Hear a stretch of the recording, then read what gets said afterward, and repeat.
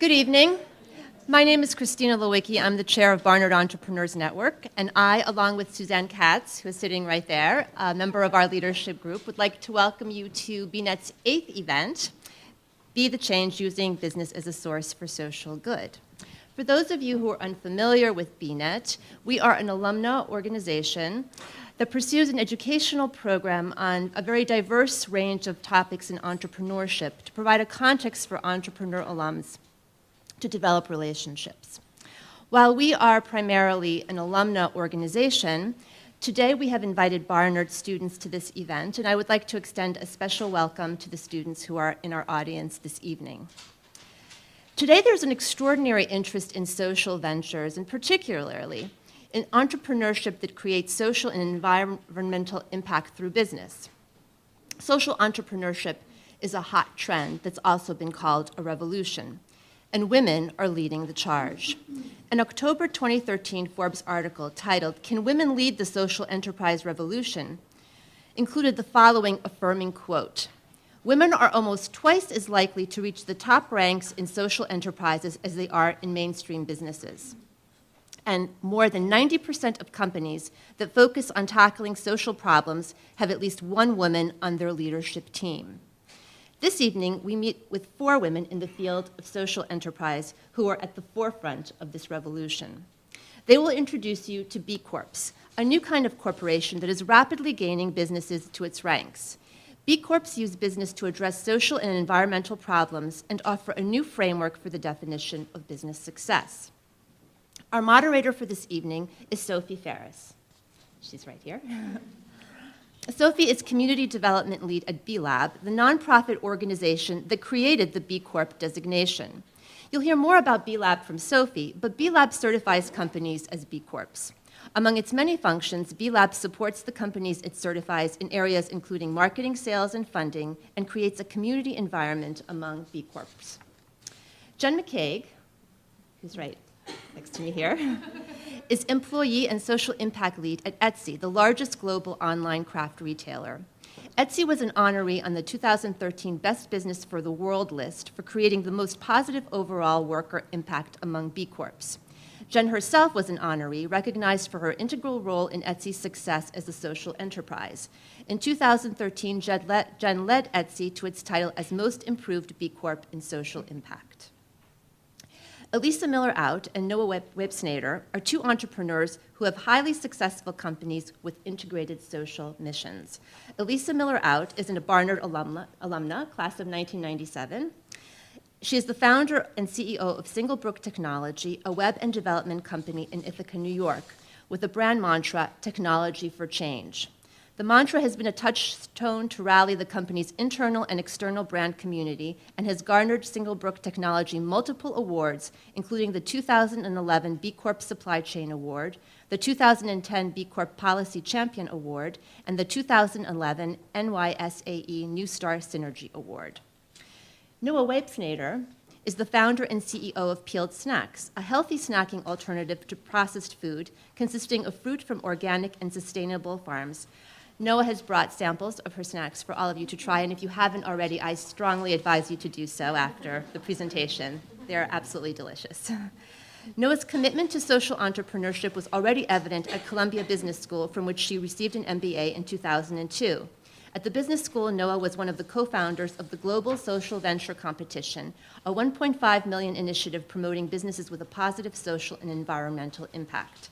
Noha founded her company in 2004, and in 2013, Peeled Snacks achieved a ranking among the 50 fastest-growing women-led companies by the Women's Presidents Organization.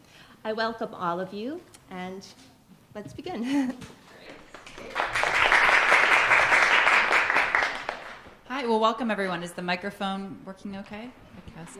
Awesome. Well, as Christina mentioned, my name is Sophie Faris, and I represent a nonprofit called BLab, which is the nonprofit behind B Corporations. And before we start, I just wanted to get a sense, prior to seeing the title on the panel, how many people were familiar with B Corporations prior to coming? Okay.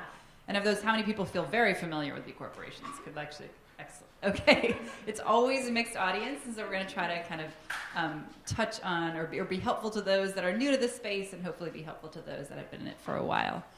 Ironically, as I was walking over here, I got on the phone with a friend who was telling me about an article she read about panels and how panels can hit a lot of pitfalls. And advice number one for a good panel was, quote, banish the moderator. So I feel a little self-conscious, and I will try not to be that moderator. And I've invited my panelists to certainly engage with each other, and we'll certainly turn to you all as well. So be thinking about the questions I didn't ask, because we'll have some time at the end to do that. What we thought we would do in terms of flow is that maybe I would start with a little bit of just a baseline about B Corps, because I think there's a lot of language in this space, and I thought I could do a 5-minute, why are we here and what have we put these poor businesses through to become B Corps, and then they can speak more in depth about the hows and whys and what they're up to in a really tangible way. So I think I'll switch over to the podium. And there's a mic there, right? So the first thing I like to start with is actually a little bit of, do I have to stand here? A little bit of language. And that is that there are two things that people talk about when they talk about B Corps. We are behind both of them, and we named both of them, so it's entirely our responsibility. One is a certification conferred by my organization that is granted to any nonprofit anywhere in the world that meets very high levels of social environmental performance, as I'll talk about today, and makes a legal amendment to broadening its fiduciary duty to considering all stakeholders. One way to do that, and probably the best way to do that if one is a corporation in a state that allows it, is to register as a legal benefit corporation, which is a new corporate form that is now legal in 20 states. It looks like a C Corp, it looks like an S Corp, it's taxed like a C Corp and S Corp, but held to those higher levels of purpose, accountability, and transparency.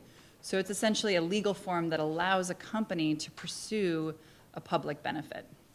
So for the purpose of this panel, I'm going to try to be very specific. When we're talking about B corporations, we're talking about certified companies. LLCs, which are not even corporations, could be a certified B Corp. When we talk about benefit corporations, we're going to be talking about that actual legal structure and legal form, and I'll ask Elisa to probably touch on that a little bit as well. Actually, to jump to that, I think what I'll do is I wanted to play a short video. It's 90 seconds that just speaks both to B Corps and Benefit Corps, but really speaks to the spirit of the movement and what we're trying to do as a community. And it does a much better job than I ever could. So let me start this, and then I'll go into the much less sexy. We have a dream that one day all companies will compete not only to be the best in the world, but the best for the world. Others share this dream and have begun to turn the dream into a community. This community signed a declaration of interdependence and invited others to join them. Now more than 900 companies from 29 countries are turning our community into a global movement to redefine success in business. B corporations use the power of business to solve social and environmental problems. An eyewear company that disrupts an industry and serves the poor. A food service company that serves over 1 million meals to low-income public school students every week. A manufacturer that goes green and helps workers move from welfare to a career. An online bookseller that recycles used books and funds local libraries and global literacy. An outdoor apparel company that stewards the environment. An ice cream company that maintains its mission post-sale. B Corp is a certification that helps consumers identify these changemakers, and investors make money and make a difference. As a community, we are passing laws across the country, creating a new kind of company that serves society and shareholders. We are leading a global movement of people using business as a force for good. Join us. Be the change. that video was the launch of our Be the Change campaign, which hopefully we'll be able to spend some time on today. And we launched that in January with our, at the time, 900 B Corps. We are now at 996, so we're very excited to find out who's going to be 1,000. We have a baby pool in the office trying to figure out who it's going to be, what country it's going to be in, but we're pretty thrilled. So I think, as the video mentioned, we're a nonprofit, and our job and our mission is to support entrepreneurs and support businesses that are trying to use business as a force for good. Our roots are in a company called And One. If you were a middle school-aged boy in the 90s, you probably had a pair of And Ones, and maybe if not, you may have had a pair of And Ones, which was a basketball shoe and apparel company that looked very traditional. I think in many ways it was very traditional, but was built on a really strong set of values, and the employees were well cared for, and the company had great relationships with the community. And our founders, who started and grew and then sold And One, experienced that during that sale, when they went to exit the company, many of those values couldn't be considered or insured. And so while they had a very successful financial sale, I think emotionally they realized that there were some aspects of the company that they really valued that were now gone. And so as young cashed-out entrepreneurs, they tried to figure out, well, if we're having trouble, what's going on in this space? There's all these incredible companies, and what can we do to be helpful? And so our job is to really try and find what are those really technical things that can either support a company to be the best it can be or break down the barriers that it's facing. And so that's what we work on every day. So what is a B Corporation? I think, as the video said, B Corps use the power of business to solve social and environmental problems. That can be through a direct impact through its business model, and it can also be through the core operations of the company, so trying to figure out how to best treat its workers and how to best have a light touch on the environment as it operates day to day. When I'm at a cocktail party, the way I describe it is that what LEED does for a building or fair trade does for a bag of coffee, we do for a company. So looking holistically at the practices and serving as a third party to verify those practices. I'd say most specifically and technically, B Corporations are held to higher levels of purpose, transparency, and accountability. And so those are the three I'm just going to touch on briefly before I turn it over to the panelists. So who are the B Corps? We have now almost 1,000 in 60 different sectors. Folks that you might recognize from the aisles of the store, like Happy Family, baby food to seventh generation, as well as some unsung heroes, like up here in the Bronx, we have the Cooperative Home Care Associates. It's the largest worker-owned cooperative in the country that hires and trains largely women to work as high-quality caregivers in home. And I believe after a year of service, they become full worker owners in the company and receive dividends. So pretty incredible and diverse group. How do they get there? They do three things, which sounds pretty straightforward, but can be a long process for companies that are working down this road. One is they earn at least 80 points out of a possible 200 on what we call the B Impact Assessment. So B in our world stands for benefit, and it's an assessment of ways that a company can be positive or can have a positive impact on the world. No specific practice is required. What we ask is that companies, through various practices and policies, have a positive impact and accrue enough to essentially be a great company. So we're in the business of identifying great, but great looks pretty different for different companies. The second thing they do is they give themselves protection and permission to have that positive impact over time. So all of our B corporations have or are working on a legal amendment to essentially allow themselves to broaden their fiduciary duty so that they don't have to just maximize profit, but that they can make a wild amount of profit while also considering their impact on their workers, community, and society. So this is our effort as a community to try to combat this tradition of fiduciary duty and of the sole purpose of a corporation being to maximize profit for shareholders. The third thing they do is sign our Declaration of Interdependence, and then they also put a profile up on the website that talks a bit about what they do, and I'll get to that in a second. So what do we look at? On that menu of ways to be great are about 200 questions, 150 to 200 questions, depending on the size of the company. We look at a company's governance structure. So does it have a stated mission? If so, how is the leadership held accountable to that mission? We look at worker practices and policies. So everything from compensation and benefits to flexible work environments to worker ownership models. We look at interaction with the community, which is both local community, but also significant suppliers. So how well do you know your significant suppliers? How well do you know them? How do you work with them, et cetera? We look at their environmental impact. And then we have essentially an extra credit section that looks at the business model itself. So have you moved beyond core operations to actually having a business model that is intended to create a social and environmental good? So this is, it's called the B Impact Assessment. It is free. It's available to anyone in the world who wants to use it. We're committed to keeping it available. We've had now, I think, 15,000 companies using it, and it's a great way to look at practices and benchmark work. So it can be found at, my quick plug is bimpactassessment.net. Once a company gets certified, they make a profile on our site, which talks about who they are as a company, both in their words, but also shows what we call the B Impact Report, which is how they performed in those various categories and sections. And all of our companies are willing to have that level of transparency to say that we're all working towards a goal, we're doing really well, but none of us are perfect. And then they make that legal amendment. So it looks different whether they're an LLC or a corporation or which state they're in. But the idea is to provide a real legal protection for directors of the company who are trying to consider stakeholders beyond those shareholders. And that's where the Benefit Corporation option comes in. So I will close that out. I would say that when we look at our long-term vision, we're looking at a world in which a shared and durable prosperity exists. And a big part of that is making sure that the wealth, the incredible wealth that business can create financially and in other ways is also shared with all the stakeholders that are involved in the business, whether it's the consumer, the workers, the environment, et cetera.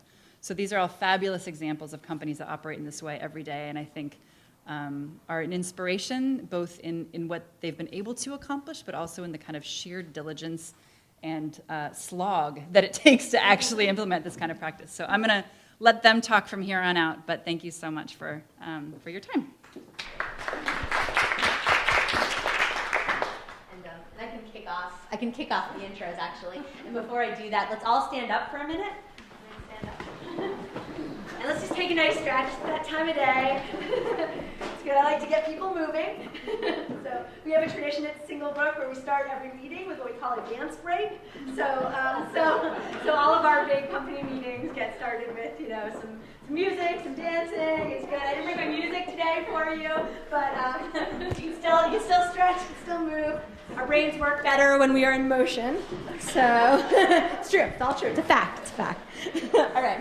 So I'll introduce my company briefly and then kick it off to the other panelists for introductions.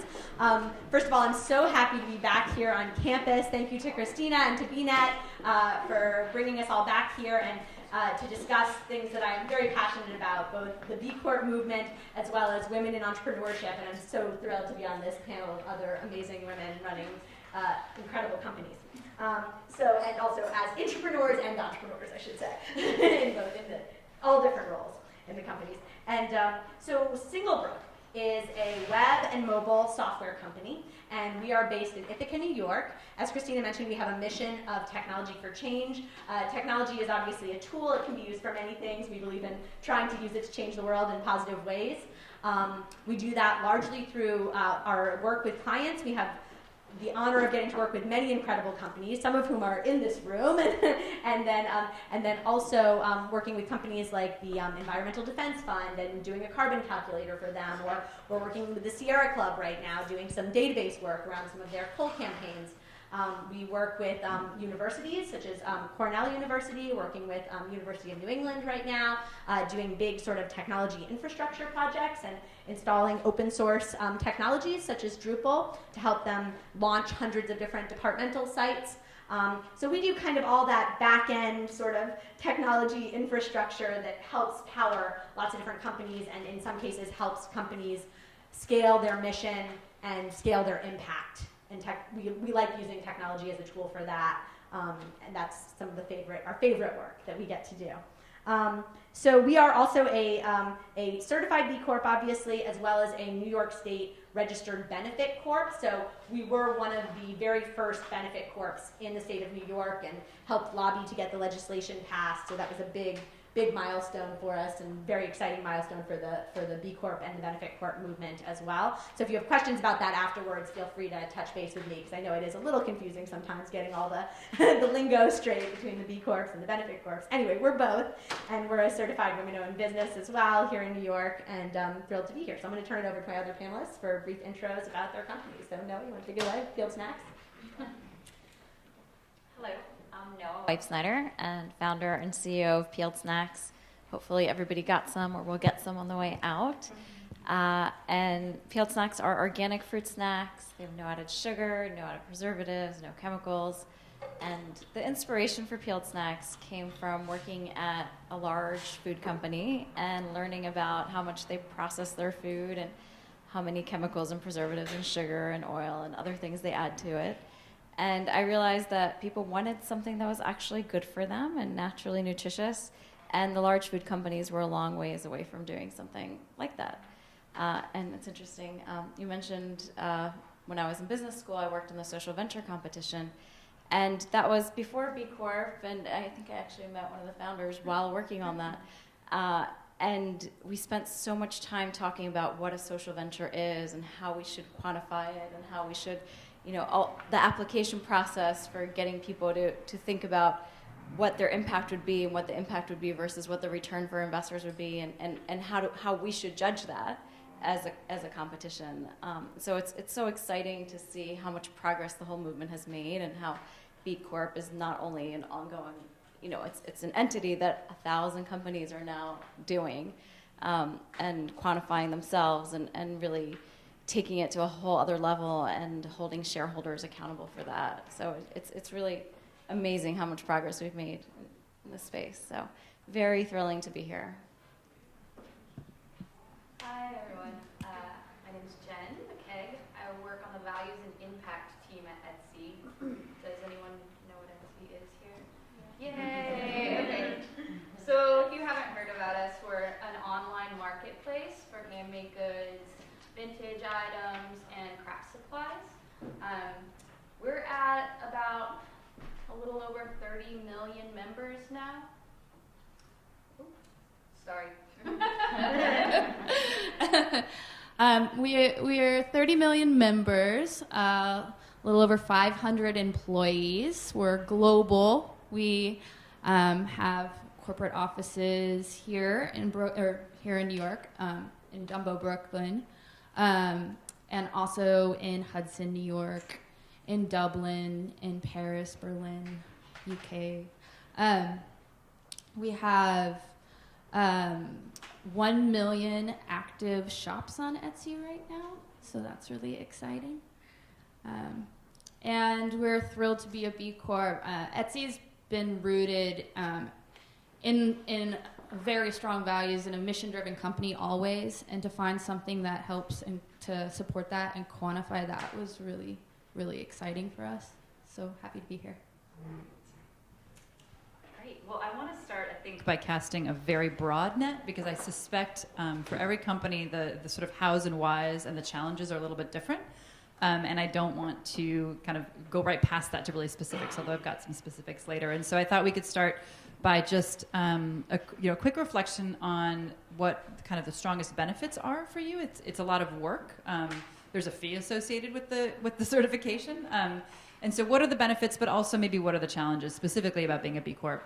I'll start with there. So I'll start with you, Noah. Sure. So for us, the social impact for us is the base for our business, right? When the reason I started Peeled Snacks was to make healthy snacks available to people everywhere they need a snack. Mm-hmm. And so the social mission part is what drives and motivates everything that we do. As we've grown, obviously the challenges have shifted and opportunities have shifted. And one of the key things that we have a lot more power now in many ways, where we are able to work with our suppliers and ask for them to do more things than we did when we first started. When we first started, we were just buying a box of mango at a time. They didn't care what we had to say, and they didn't want to answer our questions about social and environmental impact. Whereas today, we're large enough that we can ask them to do an audit on social responsibility or environmental responsibility and impact. And we can ask them, and they have a reason to listen to us, to talk to us, to take any of our interests into account. So we actually can make more of an impact in that way. So in that sense, actually I wrote some notes about some of our specific things. So some of the things that we did early on as a company were social impact was a key driver, but some of them were somewhat self-serving. Like we paid for everybody's health insurance really early on when we were a very small company and certainly couldn't afford to.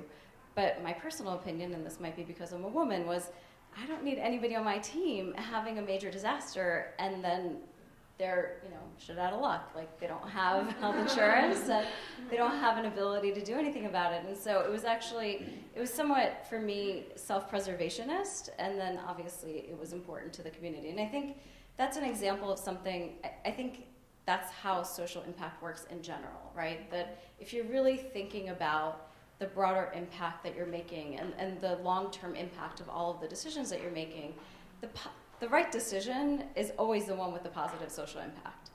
And so another very key one for us is the fact that we are organic, which means that the farmers that we work with are organic, that there's no pesticides, being put on the plants, that it's not getting to the farmers themselves, that what you're eating is clean food.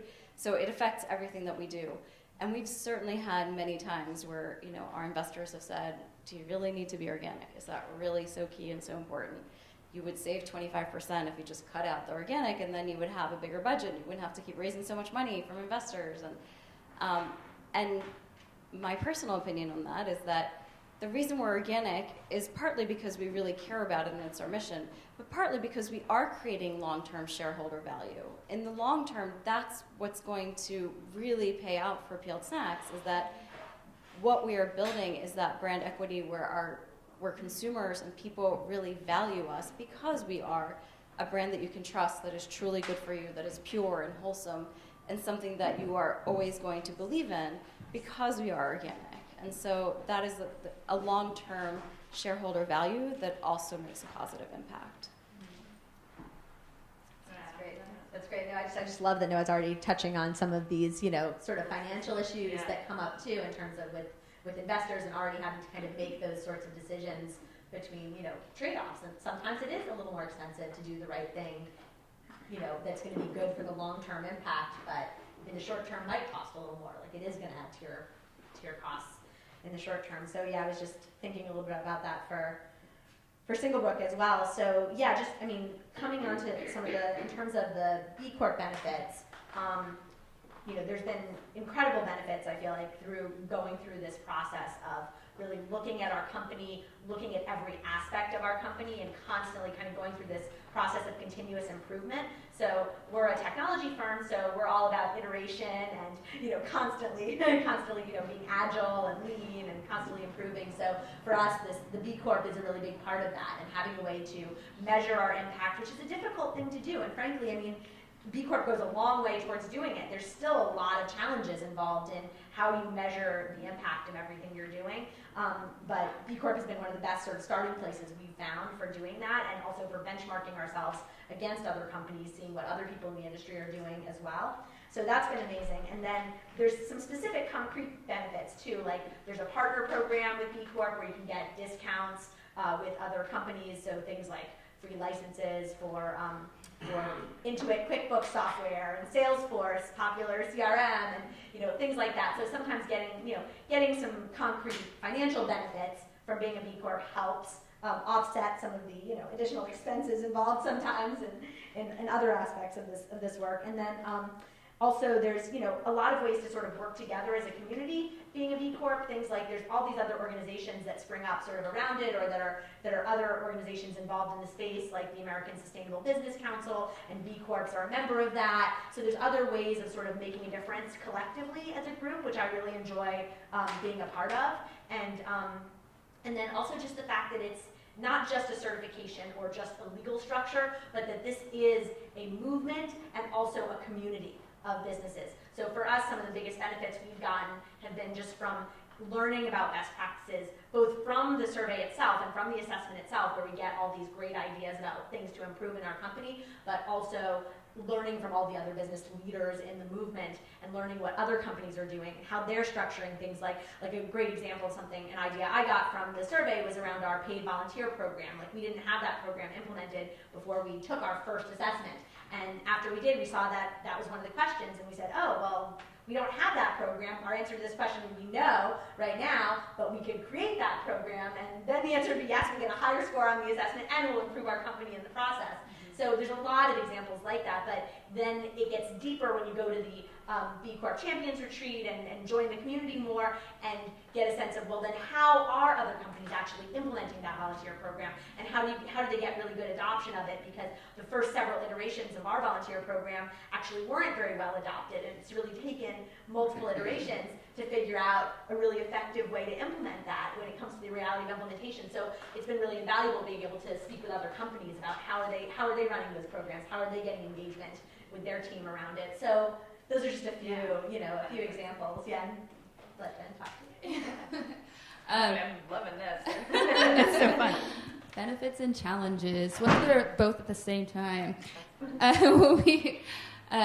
When we learned about B Corps and we began the process of taking the assessment, I, in particular, was so proud of Etsy. We were doing so many cool things. We were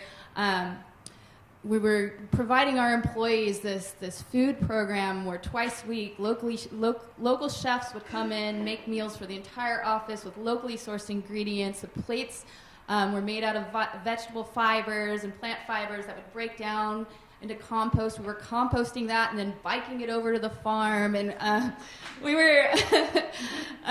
have this bike program where we had loaner bikes and a bike mechanic coming in and tuning everybody up for free and like free bike parking lots. And so we took this assessment being like, yeah, we're gonna rock this thing. This is gonna be awesome. And we passed barely with a score of 80. And so what that did was it held up a mirror, right? And we saw that we were doing awesome things. We qualified to be a B Corp, but there were so many other things that we could be doing, and there are things that we should be doing the right way. So we had these programs, but we didn't have anything in writing. We had no policies in place. We had nothing to ensure that as we grew as a business, they would keep going. So we spent a whole year catching up with ourselves. And then another benefit that happened was, at the time, we had just closed our second round of fundraising, and there was this sort of nervous tension in the air, not only inside Etsy with Etsy employees, but in our community, that Etsy was going to sell out, that we were just going to blow up and get big, and we were going to forget about our values and become like eBay. I'm allowed to say that. So this, the certification was a way to say, hey, no, we're gonna grow, but we're gonna do it responsibly and mindfully, and we're gonna be very careful about our decisions as we do it. So it was really empowering for our leadership, and really, really, really emotional and exciting for our staff and our community. Awesome. Yay. Well, I think, and it's obviously great to hear. I think as someone who's out in the world trying to get people to come be Corps, these guys always are a good reminder of the why and what it actually embeds in the company. And I think, when I joined, I didn't join the B Corp movement as a business. I joined as an employee of B Lab. A big piece of it was that I had been in this business for good space, and I knew the word social enterprise, and I knew the word conscious capitalism, and I knew the word there's 1,000 of them, incredible words that all are meaningful words, but mean different things to different people.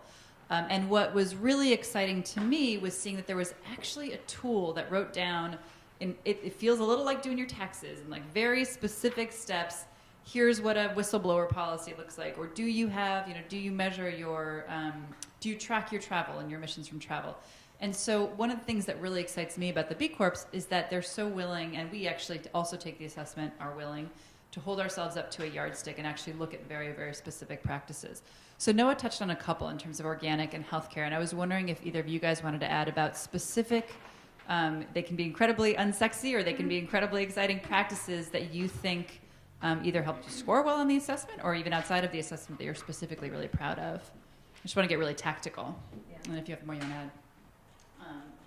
Elisa, I'll go to you and then I'll come back. Okay, yeah, fantastic. Yeah, we'll talk about one or two really quickly. So one program we're definitely really proud of is something called Tech Spring. So again, in figuring out ways to volunteer and ways to do pro bono work, since we're a services firm, lending and sort of giving our talent for free is one way we can make a difference. But we realized there was a limit to how much of a difference we could make just as one firm on our own, and a limit to how much pro bono time that we could offer. So we partnered with about 10 other firms to do a much larger scale pro bono project. And we worked with one entrepreneur from the Unreasonable Institute, which is a accelerator of social ventures in Boulder, Colorado. And it was a woman engineer-led business doing solar-powered hot water heaters in the developing world that were affordable and that actually worked really well, better than anything that was out on the market. And so we helped that entrepreneur launch her business from a tech standpoint. And we got all these other vendors who were in sort of synergistic tech and marketing and social media kind of related fields to all work on her project together. We did that over the course of a year and sort of coordinated the whole project and all the different pro bono vendors on it. So that was something we were definitely really proud of doing sort of coordinated impact efforts in our space, and also trying to encourage other technology companies to be also reaching out and finding a way to make a difference. So part of what B Corp inspires me to do is try to make a difference in our industry as well, and other ways we can kind of get other people out there is always great, engaging the rest of the technology community in doing some good. And then in terms of the volunteer program that I was mentioning and how we've kind of had to iterate through that a couple times, I think that's sort of an interesting story of there are always these interesting things where you have this a lot of us in the B Corp movement are sort of idealists and visionaries, and we have these beautiful ideas of how we're going to change the world and what we're going to, the missions that we're going to accomplish. And then reality always comes and sort of hits you in the face, and you realize, wow, the implementation is way more difficult, and there are way more challenges that sort of come up when you actually try to go do something. It always turns out very differently than how you sort of first envisioned it. So, an example is we had a volunteer program, and very few people were actually using it. Very few people wanted to use it just if they were just doing it sort of individually. And what we've found over trying several different sort of approaches is the latest approach, which I'm sure this will change again actually in another couple months or another year as we continue to try to improve, but the latest approach we're doing is impact sprints with small groups of volunteers. We found that if we did it in a team of people, it would get people more engaged than if they were just asked to do it individually and kind of come up with their own volunteer program. So now we're doing these impact sprints, and so we'll do things like, if it's more of a community project, something like a build for Habitat for Humanity, and go out as a team and do that. Or we'll do a tech project, like we're actually working on an impact dashboard, which can be used for social enterprise kind of companies. Like we've done a little B Corp widget. We're working on another sort of widget-based kind of dashboard for impact that'll be like a small thing that maybe we can use for other B Corps.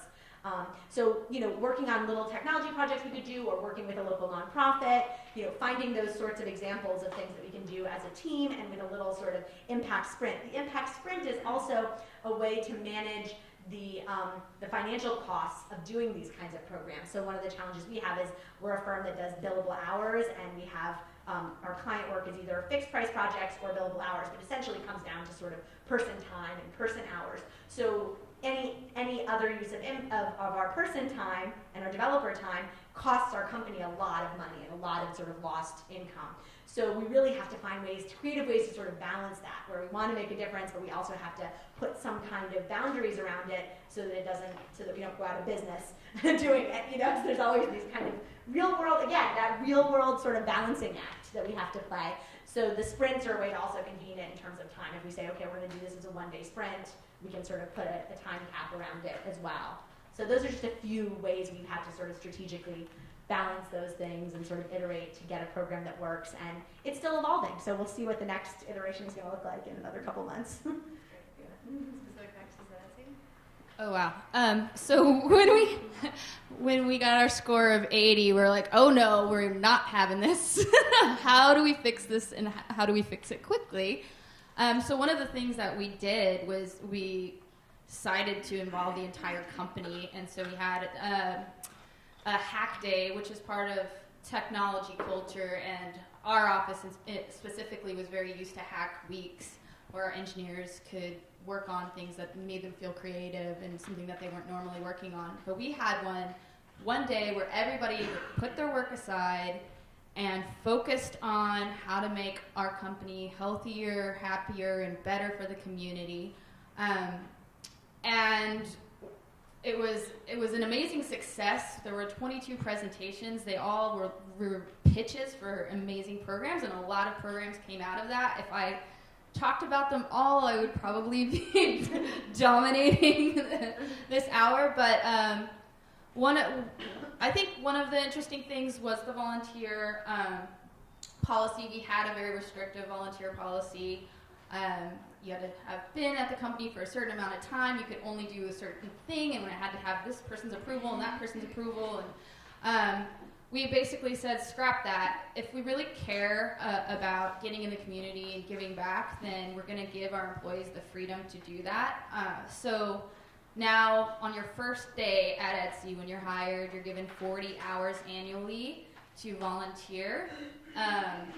And that's on top of your PTO. That's on top of sick days and everything else. So that was one thing. Another thing, there was just this energy that was created where the company was like, wow, we're already impacting our sellers. We're providing a platform for them to make the things they love and make money doing it. How can we spread this out to other communities, maybe communities that are facing particular barriers? And really from that energy is where our craft entrepreneurship program sprung, and that is a program where we've partnered with cities. We first partnered with Rockford, Illinois, and now we've partnered with New York City. And through their small business services to basically find people who are underemployed, unemployed, have low income, but are artisans or have artistic abilities and want to learn how to build a business. And we offer a 4-week intensive course on computer literacy, financial literacy, business plans, and even like taking photographs of your products, and all using Etsy as sort of just a testing ground for that. So I'm really proud of that program. And I know you talked about organic and healthcare. Is there anything else you want to add in terms of specifics? One thing I wanted to talk about was more What Elisa talked about, which is finding ways to partner with other B Corps. Mm-hmm. And I think that's actually been really neat for us to see, not just looking for ways, but just there are so many opportunities to leverage other B Corps to get, not just discounts, but really significant benefits from it. So one example for us is, I believe it was maybe 6 months ago. No, maybe a little bit longer now. Anyway, this grocery retailer in the Pacific Northwest called New Seasons was the first big retail chain to get certified as a B Corp. And it's a really neat chain. They're obviously very committed to, they're very progressive. They're very committed to social and environmental impact. It's a great foodie location, and we had actually already been selling at New Seasons. But because they became B certified, they actually looked to all of the other B Corps to say, we are going to highlight B Corps in our store. And so they actually made, a big display and really focused on it. And we got so much visibility and so much excitement from it. And it was such a neat thing, because obviously it felt great for us, it felt great for them, and it was such a wonderful relationship building in a way. And then obviously we just got so much out of it. So, yeah. They're beautiful displays. But is anyone from Portland or no New Seasons? Well, they did a great job, and they did an incredible job talking about their own kind of commitment to this effort, but also about the community as well. So as you can tell, there's a lot of love and a lot of passion in this community, and this is sort of how B Corps roll generally. If you get a bunch in a room, they're a really passionate group. And I think what I want to do to try and maintain some credibility among all this is also talk a bit about challenges and trade-offs. I think there are either specific challenges about being a B Corp, or I would say probably more interesting is I guess my question is are there trade-offs between that financial bottom line, which you are all for-profits working towards, and the impact bottom line, and And I think it could go either way, right? Sacrificing profit to maintain that impact, or sacrificing impact for financial means, which I think are all reasonable decisions. And so I'd be curious to just hear you touch on that. I heard a click, so I'm going to... The mic's on. Go ahead. I think it's like everything else in business, right? You can't do everything today. And every day you're making a lot of choices and a lot of decisions that you wish you could do everything right now, but so much of growing a business and building a business is being able to say no and being able to stay focused. And thinking about the 80-20 and where you're going to get the biggest bang for your buck and making sure that you're focusing on the things that are going to make the most impact in the fastest amount of time and within your ability and your means is really important. And so, we're actually right now in the process of doing our renewal, and so we're talking about, it is a really neat activity because it makes you think about, oh, that's something we totally could be doing and we hadn't even thought about, right? And so there's a lot of those, and then there's other things that are more significant that make you stop and think, well, can we do this? Can we do this today? Can we do it next year? Is this something that we need to get authorized by the board? Is this something that we could just squeeze right under there? And it's not a big deal. It definitely makes you stop and think about a lot of things that you could be doing and gives you a lot of new ideas that some are easier to implement than others. But I do think that it is, as much as there's trade-offs in things that are B Corp, I really think of it as it's a much larger trade-off in everything that we do, and the social impact is something that we try to do 100% everywhere, and yet we can't start there for everything. Yeah, and also something related, I guess, talk about two different challenges, I guess. One would be the financial piece, and then another sort of implementation challenge, because I feel like that's really a theme in my life right now, is that, again, that difference between the vision and the reality, and how you kind of manage that as a business leader is I think, critical. On the financial piece, some of the harder challenges we've had there are things like actually turning down jobs that were literally in our pocket, where there's someone who's ready to sign a contract, ready to move on a project. And we had this recently. They were literally about to write us a check, and it was a substantial check, and we had to turn it down for sort of values-related reasons. And we looked at it, and it was, it had to do with an environmental issue in our region, which is hydrofracking, and in Ithaca, New York, where I'm based, that's kind of a big issue in the area and could potentially destroy a lot of we have incredible sort of agricultural infrastructure, like beautiful wineries and farms, and I'm a serious locavore and support all these local community-supported agriculture sort of programs. I have like 5 of them. I have like 5 CSAs and get all my food fresh from these different farms. And so the idea of anything that could obviously, affect our sort of environment, the clean water, we have these beautiful waterfalls and lakes. And so that was it was a topic that was so dear to my heart in terms of my connection to my place and the environment around me, that I just didn't feel like I could work with a company that was even doing something. It turns out, we found out after we'd gotten farther into the process, we found out this company might have had sort of a peripheral involvement around hydrofracking, and we couldn't support it.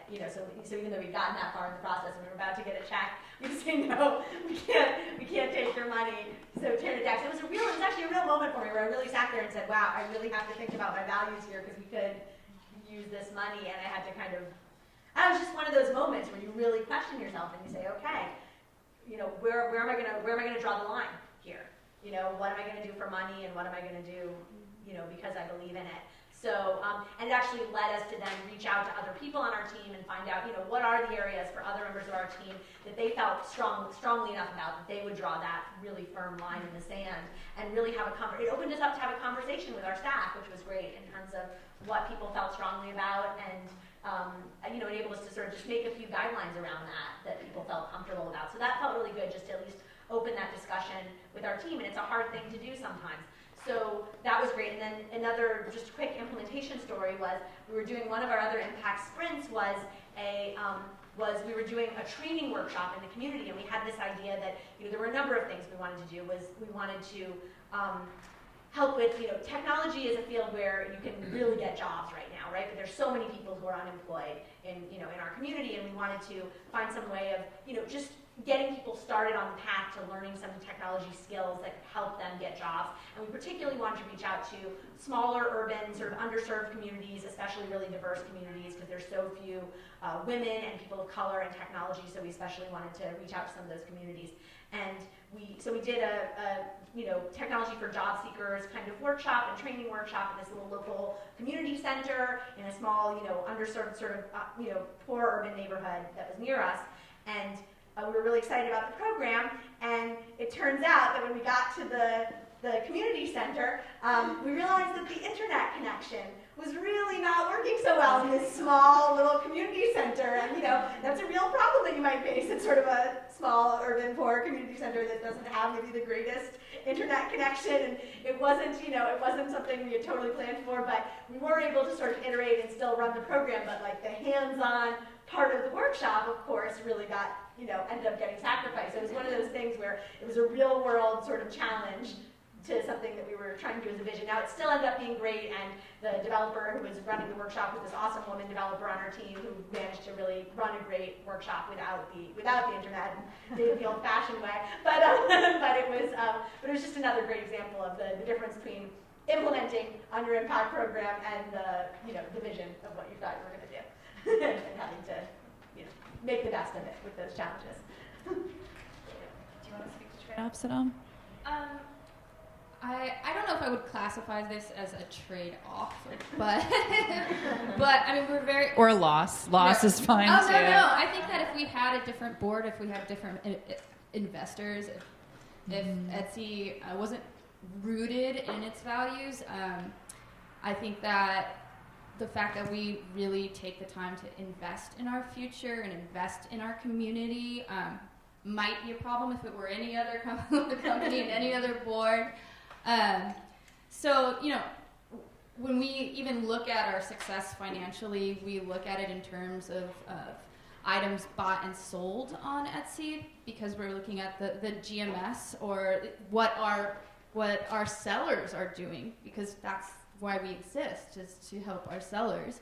And I think that it speaks volumes that we haven't raised the prices at all, so it's still 20 cents to list an item, and if it sells, it's 3.5% of that.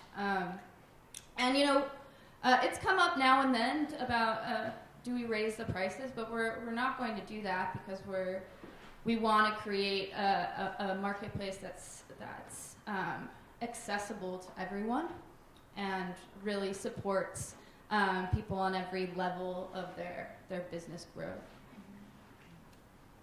Great. So I want to kind of pick up on investors, and then I'd love to switch to the audience in a minute to get questions from you all. And so while you're thinking about that question, and ideally a question that will be as relevant as possible to as many people as possible, we'll also stick around after if folks have very specific questions about their specific situations. But while people are thinking about their questions, I actually did want to pick up on the investor piece and ask, how has this affected either relationships with investor, attracting investment, boards, et cetera? I could go. We actually learned about B corporations through one of our original investors and somebody that sits on our board. So our investors are all very, very supportive of this. I think it's also that the story of Etsy is the values are so integral to that story that it's part of like the overall appeal to investors. Without that piece, I don't think Etsy would even be Etsy. So. Mm-hmm. That's great. Yeah, so our company is bootstrapped, and that's pretty easy to do in a service kind of business. So we didn't have to actually take outside funding. We were profitable and had revenue right from the start with our company, which was very lucky. But we did recently have to switch banks and get a bigger credit line at a lower interest rate and do some, get some better sort of lending in place.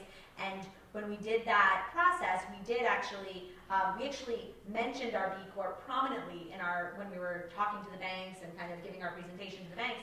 And it was, and we actually felt like it was really a positive selling point rather than a negative, in that it showed our community involvement, and we wanted to highlight that. We were especially because we were approaching banking partners that we knew were community minded, so we knew that would be valuable to them as well. And I think that's key. Is it depends on what the financial institution or investor is that you're talking to, and whether they're sort of aligned with your business anyway. And because we're a B Corp, we also want to work with other companies that are aligned. So like our first bank was a local credit union that had really good practices in the community, and our second bank is a bigger bank in the community because they can serve us better as our company grows, but it's still a completely community-run institution with incredible sort of community programs in our area. It's still a local bank. So anyway, making those kinds of choices is important to us. And so I wish I could say that our investors were really for the B Corp thing, but they're traditional finance guys, and that's just not their thing. Have you found it to be a deterrent or something that scares them? No, but I will say, so we are a B Corp, and the Benefit Corporation option didn't come up until we were a few years in, Right. and we couldn't get certified because we couldn't get all of our investors to agree to it. And so in that way, it's a bummer that it just was too late for us.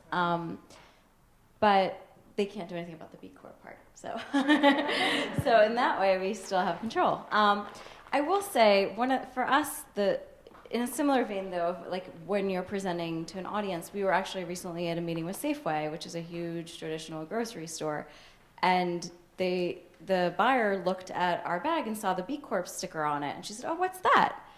And it was such a lovely opportunity to talk about our social and environmental focus and our impact and what our company stands for. And it was actually such a great opening to it's shorthand. It's like a symbol that says, this is what we stand for, and it's a seal of approval. So it was actually such a great way to bring that up in a meeting and with a traditional buyer. And she was like, wow, that's really neat. I hadn't even heard of that, and I talked to a lot of natural food companies. And so it does actually, it is such a great shorthand symbol there to have it. So. yeah, I agree. It's great to have the talking point as well. Yeah, and I would say, just to editorialize a little bit, I think one of our big goals as we think about breaking down barriers for business is to really begin to educate the traditional investor community. And I think that with anything new, there are pockets of fear, and it is an unknown, and it is untested, especially the Benefit Corp legislation. And so certainly, best done through the work of our companies. I think it's I don't want to minimize, I think, the challenge that we have ahead of us in terms of getting investors to internalize that there's this new way of doing business that can be quite successful, but that may make longer term decisions. So. Yeah, and I'll just say one more thing on that point too, would be that while we're talking about investors, because there was a point when I was giving a presentation with a group of tech investors, and it was more just an informational kind of presentation. I wasn't pitching them for funding or anything. It was just a kind of small intimate conference and setting. And I have to say, it was the most difficult crowd I ever had to speak at in terms of talking about social mission and B Corp. And and I'm oftentimes in rooms where it's people who are already sort of like-minded on some level, or already excited about social entrepreneurship on some level and kind of get it. And it was very interesting to be in a room of people that didn't necessarily really get it. And I had some of the most difficult questions asked of me of that group, and it was great. I mean, it actually encouraged me to go back and learn about some of the finer legal points in the B Corp and Benefit Corp, so that I could actually answer some of their questions and address some of the concerns that they brought up, because they were sometimes difficult. Right, there are plenty of folks who say you should have taken that check. Oh yeah. Exactly. And if that person has equity in your company, they've got a lot of say in that decision. Absolutely. So, not an insignificant undertaking, I think. So yeah, questions. I'll start over here and then we'll work over there. Just staying on that point for a moment, I understand and respect your decision to say we don't want to work with these people, but would that have violated anything in the B Corp charter or whatever you might call it? Would working with that client have violated anything? I can speak to that, or do you want? Yeah, go ahead. Sure. That's a good question, actually. No, it is a great question. What's interesting is that we don't have a negative screen, right? So we only look for positive, and if people are going to focus on, I'm trying to think of what the counterexample would be. So no, it wouldn't. There's nothing that's sort of punitive in our methodology. We do screen for companies that that operate, that sell firearms, pornography, et cetera. And even then, we've not been faced with whether or not we would certify. Our big question is, if American Spirits, the cigarette company, came to get certified, what would we do? And the good news is we actually don't have to answer that question. One best practice of a standards organization is to have a separate legal advisory body whose job is to do that. And so we would elevate it to that. So no, there would be no violation. But I think what's interesting in this case is that the Benefit Corp legal structure is really intended to let entrepreneurs like Elisa make those decisions and that trade-off. Whereas if she had traditional investors as a traditional C Corp, they could sue her and say that was a breach of you owe me that money. That's a breach of your fiduciary duty. And so hurting the shareholders. exactly. There, it's a great question. I'll come over to this side and. Awesome. Hi, I'm Rosemary. I work for a company called ThoughtWorks, so I resonate with some of the new technology stuff. We have a really strong social initiative called P3. So this has been an amazing talk, and I'm going to be encouraging them to pursue B Corp. It's my job. My question is, ThoughtWorks is a very large company, so what are the implications for growth, and how have you guys found challenges as you guys attempt to scale up and kind of sticking true to the B Corp ethos in terms of getting a lot bigger and maybe going international too? How does that affect the way that you work? Because obviously things work very differently in other countries. I'm going to let Jen take that, definitely. The scaling. I honestly wish that we had learned about B Corps and became certified when we were much smaller, because it's kind of difficult to undo things that are part of your company culture, or to write in things that feel a little foreign or punitive or something. So I think that, it's much easier for smaller companies. But that being said, we're still growing, and it's a kind of like a guideline for how to grow, right? Even internationally, we have our B Corp internal representatives in the international offices, so they're familiar with the assessment, they're familiar with the programs that we're really proud of, and how we measure impact. I know you guys have grown quite a bit too. Yeah, it's interesting. And I can tell an anecdote. Well, I can actually speak to a little bit. I think the feedback we get largely is that the B impact assessment is a pretty awesome skeleton to benchmark to as one grows. And there's actually 49 different versions of the assessment that change based on size, right? So if you don't have workers, we're not going to ask you about your worker policies. If you have 5, we're going to ask you different questions than if you have 10,000. And so I think companies like, there's an interesting baby food company called Plum Organics that has grown and gone through quite a few sort of merges and sales, and has used that as their kind of like North Star to make sure they aren't drifting too far. I think a challenge, or something we have yet to see, is a legal Benefit Corp, so certified and legal Benefit Corp, go public. And so I think that's going to be, when that happens for the first time, it's going to be when a lot of this can get unlocked from a scale perspective. So I think there's a lot that happens in the day-to-day. I think that's the big that's our next big benchmark that we're really excited about. Awesome. I'll come back to this side and we'll just bounce back and forth. Yes, are there any industries that you think are underrepresented among B Corps, and who are the ones that are really hard to catch them, you really like to have and appreciate there? That's a great question. And yes, there are, and I'm trying to think now. We don't have a car company. We don't have much in the transportation space. I wonder if they feel intimidated, Yeah. the sort of environmental footprint. Yeah, I think it would not be easy. I think there's some folks that have, but let me give it some more thought over. And I have colleagues who could probably rattle off a long list because they make the dream lists. Yeah. There's a handful in technology, but I wish there were more. So I'm glad that ThoughtWorks is considering it. Yeah. It's great to see more tech firms certifying. Yeah, more tech firms. I think more folks in the legal community, I think, would be really interesting. But I don't know as much about the specific gaps. I'll give it some more thought. Sorry. Hi, my name is Kristen Baker. I have a question about trends in this space. all of your companies seem to have been really anchored in your social values from the outset. Are there examples, or are you seeing larger going concerns course correcting because of this exciting movement? I will say we were just at Expo West, which is a big natural food trade show, and obviously that's, that tends to be the more progressive companies and the smaller companies. But it was amazing how many of the companies at this trade show were B Corp certified. It was everywhere, and everybody was talking about it, and retailers were coming up and saying, "Oh, great, you're a B Corp," and like it clearly had just made waves across the industry, and it was incredible, right? And that's something that wasn't there a year, it was starting to pop up a year ago, and it certainly wasn't there 2 years ago, and so it's just amazing to see.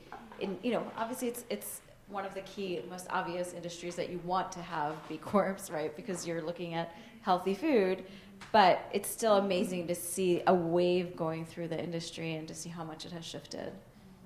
And our company was founded just before we actually became a B Corp. So we did have to go through some evolution and transition, definitely. I would have loved to have been a founding B Corp and to have founded my company, as a B Corp from the start. But when I founded my company, when I first founded it in 2006, unfortunately, I didn't know about B Corp at that time, and it was just a couple years later. We were still one of the early B Corps, but it was still just a year or two after that we were able to actually find out about it, certify. And the second I heard about it, literally, I was like, oh yes, this is what I've been waiting for. I can't wait. I signed right up.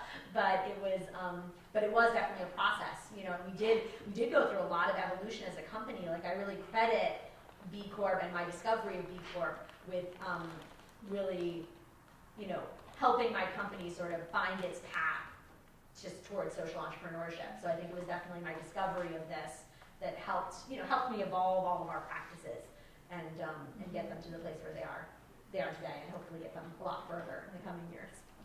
It's true that most of the B Corps you see on the list feel like the usual suspects, I think. Which is not to say they don't work tremendously hard to continue to improve their practice. I think we are having, as a community, a tremendous amount of change in our impact. I think, yes, from a trend perspective, I think throughout the business space, and I'm sure everyone here has had this experience, there's an awareness of the sort of emerging workforce, the purpose economy, the moving beyond just a job to having a life. I think what I'm seeing as a trend, which is fun, is employees of companies calling me up saying, I think we should be this kind of company. Can you give me tools that I can now elevate and escalate in my company? Yes, I can. And so I think now, especially, we're seeing some business schools that are providing loan forgiveness to students that go work for B Corps. Like there's a lot of motivated Yale grads, for example, out there trying to get their company certified. So I think that'll be a long road. I think it is a hard assessment. But with things like New Seasons Market, and Expo West, for anyone who's been, it's an amazing experience in this huge convention center. To now see companies who have potentially been, marketing better than they're acting, I think folks are starting to realize that space doesn't really exist anymore, that consumers are paying attention. So hopefully more trending, not fast enough in our opinion. But. Yeah. I would also say in the recruiting environment, more often than not now, our new hires say they came to Etsy because we're a B Corp. And it's, technology is very competitive. For as many CSS degrees are granted, there are probably double the positions to fill. So that definitely gives us an edge. Let's take 2 more questions, I think. I'm just trying to be respectful of folks' time. We'll go all the way to the back, and then looks like we have 1 more hand, so that could be our 2. Can you make it 3? All right, let's make it 3. Make it 3. I love it. So I was hoping you could speak a little bit more about monetary incentives, specifically from the corporation level. So, we talked about it a little bit already, but are there any taxation incentives for companies that would, if I'm starting a company with definitions of B Corp, S Corp, and C Corp, if I'm not really interested in the social benefit, but is that an approach that you guys want to take? Has that been talked about, and is there anything happening to get that? Yeah, great question. I can take a stab. Is there anything you want to say about it? Yeah, I'll say one thing quickly about it, which is actually this does have to do with one of the reasons we became a Benefit Corp. So At this point, for a Benefit Corp, the legal structure, talking about it here, there are no tax breaks or benefits. I'm taxed just like an S Corp, which is what we were before when we transitioned to a Benefit Corp. But it's one of the reasons we became a Benefit Corp was the idea of this is a new structure. We need to sort of pave the way for the potential to have those kinds of tax breaks and incentives or procurement benefits, similar to how there's procurement benefits for women-owned businesses. There's hope that once you get a legal structure in place, then my hope is that, right now it's still just a question of getting all these states on board individually, which takes a lot of time and a lot of effort. But once, so many states have adopted it, and once it gets to be sort of a consistent, legislation across the country, it then paves the way for the community to then step up and figure out what are the next levels in terms of what are other benefits that can come about as part of the Benefit Corp legislation. So it's my hope that once the legislation's in place, the community can kind of rally around that a little bit and figure out other things, other systems that can be put into place down the road, including some financial benefits. Yeah, and there's a precedent. The city of San Francisco has a procurement preference for Benefit Corps, and the city of Philadelphia has a tax break for certified companies. We have actually stayed away from incentives for now, largely because the Benefit Corp structure is about permission, right? It's about allowing an entrepreneur to act and think the way they want to think.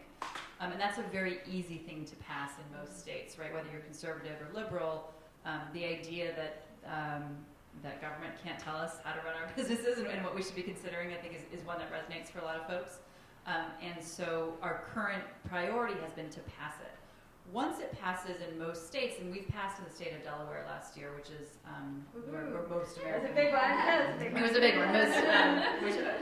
Actually, as a result of a lot of work of these companies, which is where most American corporations incorporate. I think then we need to start looking at next steps. And we've talked about incentives. The tricky thing about incentives for the Benefit Corp structure is that there's no third-party verification of impact, and so it's sort of it's a different structure. It has a different set of permissions, but it doesn't necessarily mean it's performing at a higher standard. So I think if we were to go that route, we would probably be promoting something around third-party verified companies, not just our own, because we're not up to pass legislation for our own benefit. So that there's that piece, right? Like who's checking up on these guys? But separately, I think when we think from a policy perspective, I think there may actually be some more important things to unlock on the investor side in terms of their fiduciary duty and ERISA laws and all that kind of technical stuff, which may be kind of more of our policy shift. But we would be thrilled if cities around the country wanted to pick these up by themselves and begin to, find ways to provide incentives to these companies. How is how does it count right now? Is a B Corp like a C Corp or like an LLC or? It is like a C Corp or an S Corp. Okay. It essentially looks like a C Corp or an S Corp with a couple extra pages. And if you wanted to be an LLC? So LLCs can add language to their articles to essentially meet the same end. So they don't need to reincorporate as a corporation. I think there was one here and then one in the back and then... Okay. Sorry. The woman in the black. Okay. Did you have a question? Well, yeah. Oh, sorry. I'm looking 2 rows behind you and we'll try to pick it around. I just want to... Sorry, actually, it kind of started to get answered in the last Okay. question, your question. But a B Corp is its own legal body equivalent to an S Corp or a C Corp. A Benefit Corp, yep. Yeah, so you don't, yet the duty of the company is not a fiduciary responsibility to shareholders, but to all of the stakeholders.